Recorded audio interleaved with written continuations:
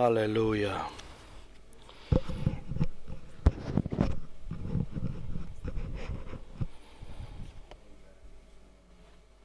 Amen pour la parole du Seigneur. La question la plus importante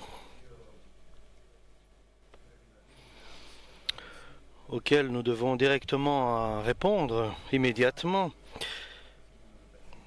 non seulement avec notre bouche, mais avec notre vie, dépend notre avenir proche et lointain, et l'éternel, bien sûr. Et la question est la suivante. À qui nous voulons être agréables? À qui nous voulons être bien vus? Il y a certaines personnes qui aiment faire ce qu'ils désirent. Il y a des hommes qui veulent plaire aux autres. L'apôtre Paul dit, si j'aurais cherché à être aimé et être apprécié des autres, je ne serais pas serviteur de Dieu. Donc, si nous plaisons à nous-mêmes et que notre vie soit comme nous la désirons, si nous voulons être, comme disent les hommes, plaire à notre entourage et ressembler à ceux qui sont autour de nous, alors notre vie, notre avenir n'est pas et ne sera pas comme Dieu le désire. Je dirais même ce sera le contraire de ce que Dieu désire. Si par contre dans notre cœur nous décidons fermement, moi et ma famille, comme nous dit la parole de Dieu, nous dans l'Église, ce qui nous intéresse, c'est de plaire à Dieu, d'être agréable à Dieu, c'est de parler, de marcher, de vivre, de plaire à Dieu. Alors Dieu, dans notre vie, il sera le guide et il préparera notre vie pour qu'elle soit encore meilleure. Certaines personnes qui n'ont pas reçu, qui n'ont pas la nouvelle renaissance, je comprendrai. Mais ceux qui ont la renaissance, Dieu nous a donné tout ce que Dieu a préparé pour ses enfants avant la fondation déjà du monde. Et il s'adresse à ses enfants. Parce que ces enfants ont la connaissance, cet avantage de connaître Dieu et de savoir que Dieu peut faire beaucoup plus. Il peut changer, métamorphoser, il peut bénir, il peut tout faire dans la vie des enfants de Dieu. Il peut intervenir dans le cœur de ceux qui lui appartiennent. Nous parlons d'une église de Dieu, des personnes qui sont soumises à Dieu, qui prient, qui cherchent Dieu, qui supplient Dieu et qui font aussi le jeûne. C'est-à-dire qu'ils consacrent quelques jours de leur vie au Seigneur en se rabaissant devant Dieu, en demandant, en cherchant, en demandant et avec patience les réponses aux requêtes qu'ils font. Et les jeunes et tous vont faiblir, vont se décourager, sauf ceux qui attendent Dieu, ils vont renouveler leur courage. Il y a des personnes qui patientent, qui attendent Dieu et qui aiment Dieu, qui prient avec espérance en Dieu et qui croient. Ils croient et ils espèrent aux réponses de Dieu. Et parmi eux, la parole de Dieu révèle deux chemins distincts, deux chemins différents, deux approches différentes de l'homme vers Dieu et de Dieu vers l'homme. L'une direction, l'une approche est que l'homme est comme un jardin qui est arrosé, dont il y a des arbres fertiles, des arbres qui ont poussé avec une abondance de verdure. Et Dieu utilise ces personnes qui ont cette approche pour sa gloire, pour son œuvre, pour l'édifice de ce qui a été détruit. Et il les appelle, Dieu les appelle reconstructeurs, rétablisseurs de ce qui a été détruit, ceux qui reconstruisent ce qui a été démoli. Nous croyons, nous prions, nous crions à Dieu, nous cherchons Dieu, et là, aucune voix ne répond. Nous croyons, nous espérons, nous attendons, nous espérons.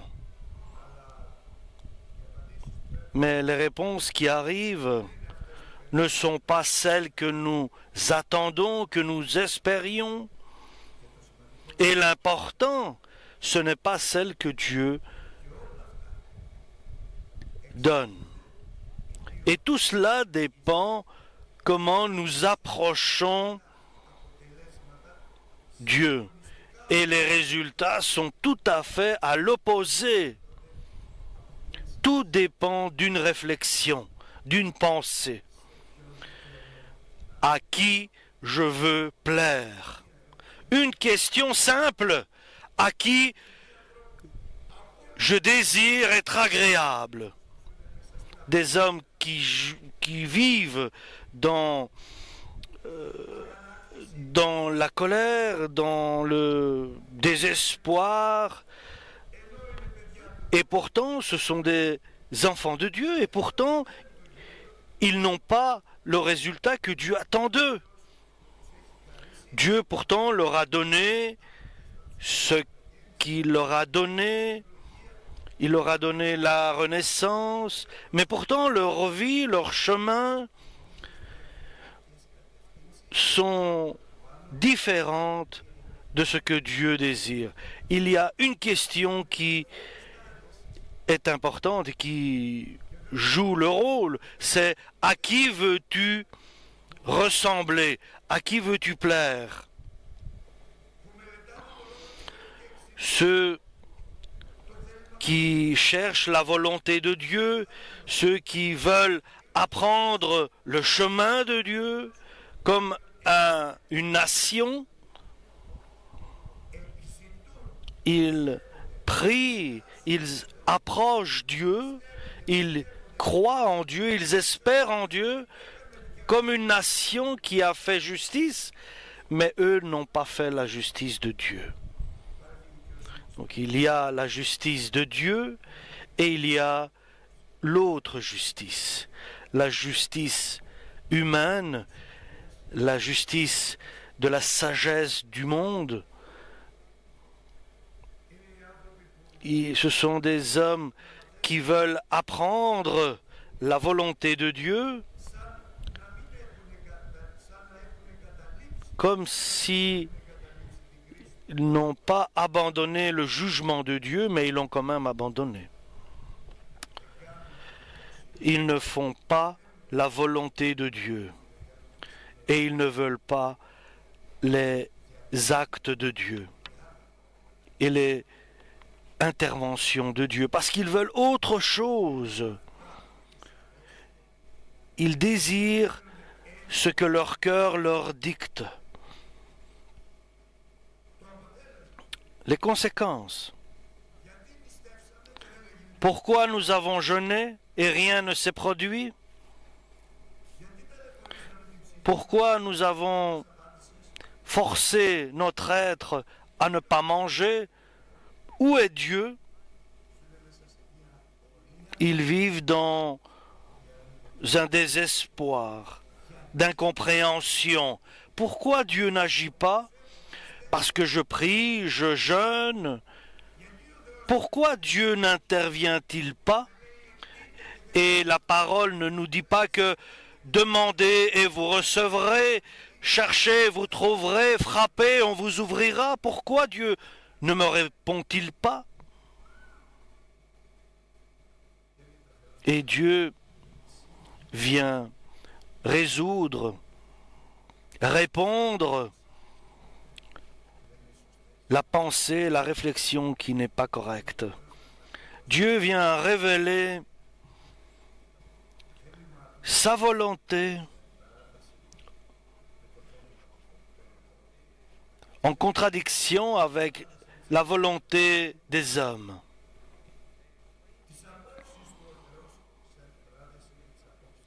Il vient présenter ses réflexions, ses pensées, et il dit, vous jeûnez en demandant ce qui vous plaît.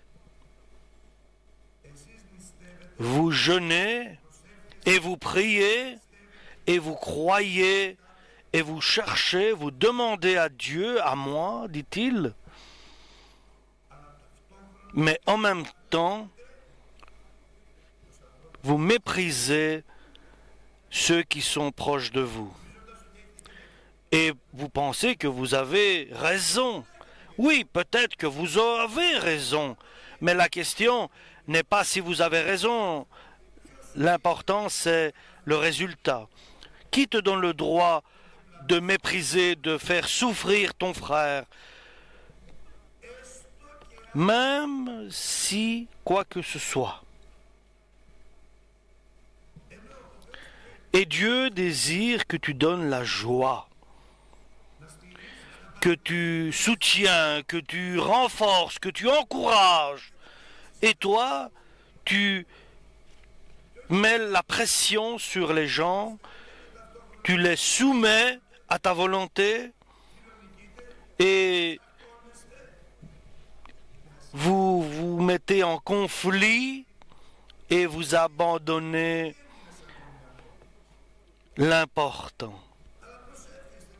Et pourtant, vous priez, vous faites un jeûne, vous cherchez Dieu et vous attendez que Dieu vous donne la raison, qu'il vous justifie pour ce que vous demandez et ce que vous pensez être juste. Et vous demandez, et vous suppliez, et vous faites vos jeûnes, vous priez, vous passez des nuits à demander à Dieu dans la prière, au lieu de commencer à l'envers, comme Dieu le désire, pas comme vous voulez, mais comme Dieu le demande. Dieu prend plaisir à vous voir jeûner. Il lui est agréable de vous voir prier et supplier. Il aime le contact avec les siens, ceux qui prient et qui jeûnent. Oui, Dieu, cela lui plaît. Mais selon la volonté de Dieu et pas selon la volonté des hommes. Demandez à Dieu ce que il veut que nous fassions et pas dire à Dieu, dicter à Dieu ce qu'il doit faire. Et Dieu vient mettre les choses à leur place, je dirais bien clairement mettre nos réflexions et notre pensée en place et mettre aussi notre vie comme il faut. Qu'il mette dans l'ordre notre chemin, notre parcours, notre continuité, qu'on n'aille pas à gauche ou à droite. Demandez et vous ne recevez pas parce que vous ne demandez pas ce qu'il faut. Vous demandez pour faire plaisir à vous-même et vous n'avez aucun résultat. Et vous vivez sans vous intéresser si vous plaisez à Dieu, ou bien par votre présentation, ou bien par votre convoitise de votre cœur devant Dieu, ou bien avec votre logique, par vos décisions devant Dieu.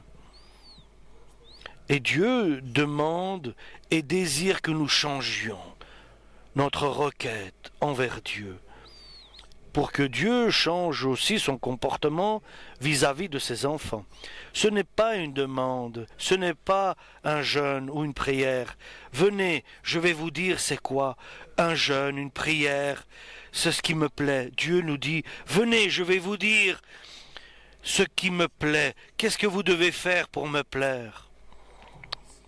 Très important, chers frères et sœurs, de plaire à Dieu selon comme il faut. Je ne peux pas être un serviteur de Dieu et le servir comme il faut. Et quoi que je fasse, je détruirai au lieu d'édifier et de construire. C'est pour cela Dieu nous dit, viens, venez, je vais vous montrer comment je veux que vous soyez, comment je voudrais que vous vous comportiez. D'abord,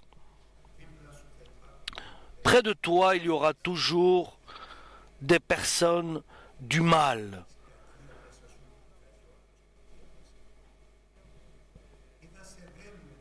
Et l'ennemi te liera, t'enchaînera par son mal. Donc la première chose que tu dois faire, c'est libère-toi du mal. Cherche la paix avec ceux qui sont en contradiction avec toi. Réconcilie-toi avec ton frère et cherche la paix avec celui avec qui tu as des différends. Ne va pas prier, ne va pas faire de jeûne, cela sera inutile. Fais cela d'abord. Réconcilie-toi avec ton frère auquel tu es indifférent. Ouvre ton cœur, pardonne. Et celui qui a quelque chose contre toi, pardonne-le, libère cette friction, ce conflit qui existe entre toi et ton prochain. Ça, c'est le premier pas que tu dois faire. Et libère-toi des fardeaux sur toi ou sur les autres. Libère le poids que tu mets sur les autres ou sur toi.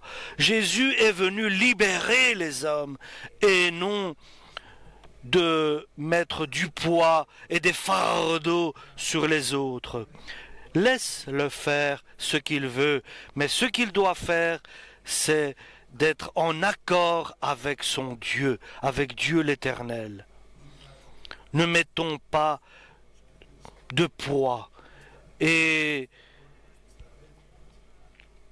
de fardeau. Et là où il y a la paix de Dieu, il y a la liberté.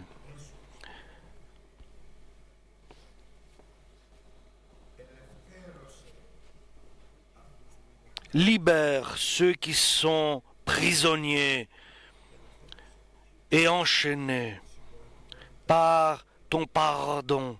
Libère-toi des nœuds que tu as créés. N'emprisonne pas des personnes, libère-les. Et chaque poids que tu vois autour de toi, chaque fardeau qu'il ne peut pas porter, chaque poids lourd, essaye de le libérer. Essaye de l'aider à se libérer de ce poids, de ce fardeau, de cet empêchement, de cet obstacle d'avancer.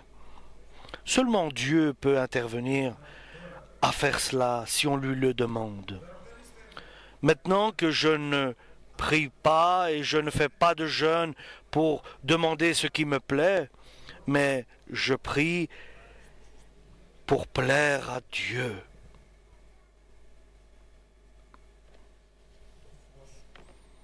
Ta lumière, quand tu es dans une impasse, ta lumière va éclairer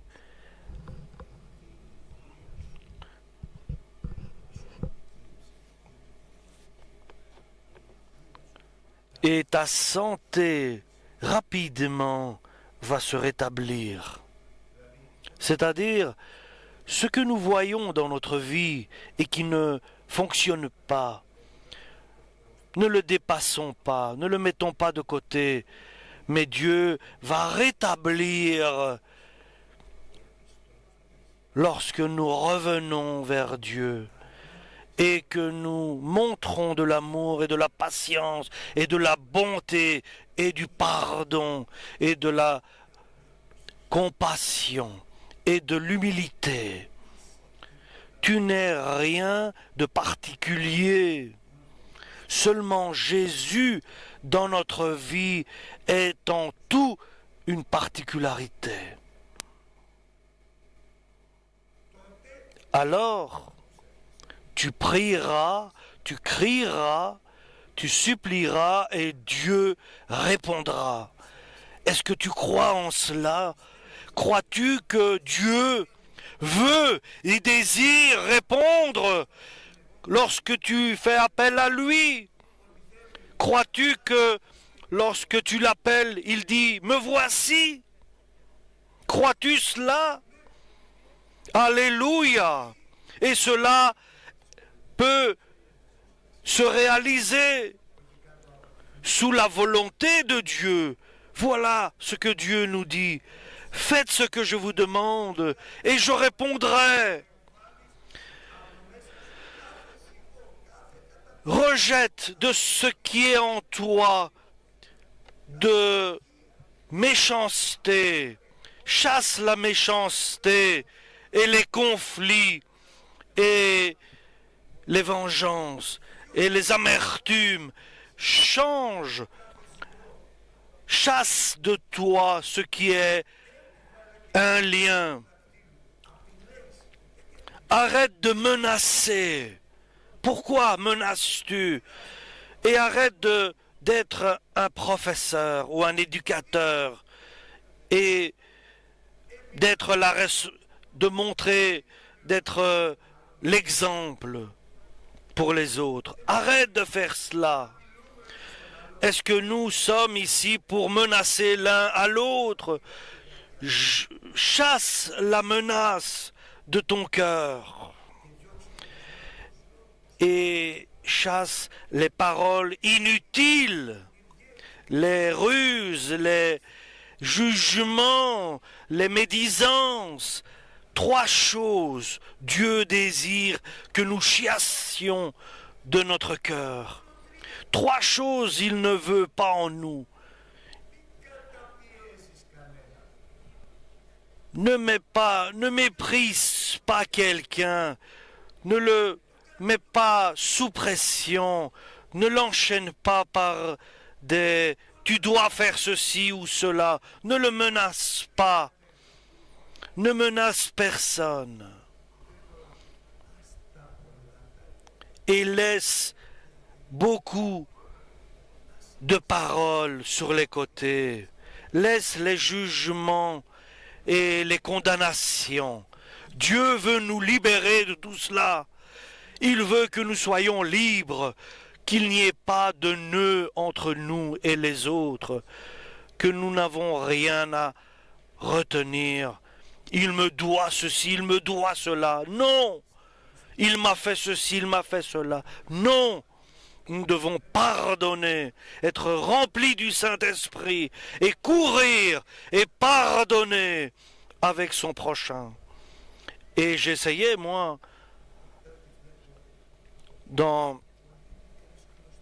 je me souviens, dans une de mes expériences en Christ, lorsque je courais, j'avais sur moi, j'étais attaché par des ficelles. Il y a quelque chose qui m'empêchait de courir. J'étais attaché, je priais à Dieu. Je dis, mais qu'est-ce que je fais? J'essaye de courir et je commence à enlever les ficelles qui me retenaient. Et c'était attaché et je tirais sur le nœud et je le défaisais facilement. Et alors j'ai commencé à m'envoler. J'ai commencé à m'éloigner avec beaucoup de vitesse. C'est tout ce qui nous empêche d'approcher Dieu, ce qui nous empêche que notre prière soit entendue. Parce que ainsi nous ne pouvons pas approcher Dieu. Ce sont ces conflits, ces fardeaux, ces amertumes, que nous puissions être libres chacun pour que Dieu puisse libérer les autres par nous-mêmes. Que nous soyons libres, ne retenons rien en nous. Ne gardons en nous aucune amertume, aucune méchanceté, aucun jugement, aucun désir malveillant. Seulement, toi, tu peux libérer ta personne par la parole de Dieu. Moi, je ne pourrais pas te libérer. Et toi, tu ne peux pas me libérer, vice-versa. Que chacun se libère, que nous puissions voler vers Dieu comme des aigles. Libérons-nous de ce qui nous retient sur la terre. Soyons libres de tout. Nous devons rien à personne et personne ne nous doit rien. Pardonnons pour être pardonnés. Et si tu essayes de tes propres forces, tu n'y arriveras pas. Seulement avec la patience, en te confessant en Dieu, en pardonnant, en te repentant de tes actes, et tu te libères de ces ficelles qui te tiennent attaché, lié. Alléluia. Alors tu comprendras qu'il est bon que tu sois libre et de pouvoir voler vers Dieu comme un aigle qui étend ses ailes. Alléluia. Et je disais, lorsque je voyais dans ma vision, j'étais libre et c'est le Saint-Esprit qui m'élevait au ciel. Moi, j'étais libéré de ces ficelles, de ces cordes qui me tenaient attaché sur la terre. Et pourtant, c'est facile, chers frères et sœurs, de vous libérer. Et alors ta lumière luira, éclairera dans l'obscurité. C'est fini l'obscurité. Pour toi, tout sera bien clair et luisant. Pas seulement pour toi, il y aura la lumière, mais tu seras aussi une lumière pour les autres. Tu éclaireras et tu montreras, tu recommanderas le chemin et la lumière qui vient du ciel. Et le Seigneur te guidera, te dirigera. Tu n'iras pas où tu voudras. Il sera pour toi le guide. Il t'orientera, il te dirigera. Alléluia. tout cela se fera de tout seul. Lorsque Pierre est sorti de la prison avec l'ange, les portes se sont ouvertes toutes seules pour la liberté. Celui que Dieu libère, il est vraiment libre. Et Jésus veut nous libérer aujourd'hui avec sa parole. Il veut nous libérer. Il veut briser les liens qui nous retiennent dans ce monde et avec les pierres que nous traînons derrière nous. Alléluia! Il voit notre visage, il voit notre être intérieur. Nous sommes liés, attachés dans les pressions de ce monde. Nous mettons sous pression les autres, nous méprisons les autres. Pourquoi? Parce qu'il y a un Jésus, un Dieu éternel qui nous libère. Libère ton âme et ouvre tes ailes pour voler comme un aigle, là au-dessus de la montagne. Que tu ressentes la liberté d'être là avec Dieu, dans sa présence. Que tu ailles où tu veux, là, sur la montagne divine, mais pas sur la terre. Dans la misère de la terre, dans ce qui se passe sur la terre. Libère-toi des liens de la terre.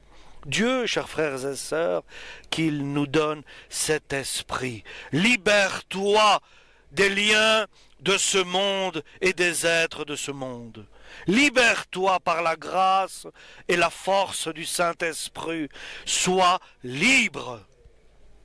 Et alors, tu seras comme un jardin qui est arrosé, comme une terre qui est toujours fertile. Alléluia. Nous voyons des êtres qui sont dans le désespoir, qui sont dans l'amertume, qui ont des blessures. Dieu va te mettre à son service pour que tu puisses libérer et montrer le chemin de la libération. Et je le dis comme une supplication, que nous soyons libres, chers frères et sœurs. Libère ta personne, libère ton être, pour que Dieu ouvre tes ailes et qu'il puisse t'emmener là où lui désire que tu sois. Amen pour la parole.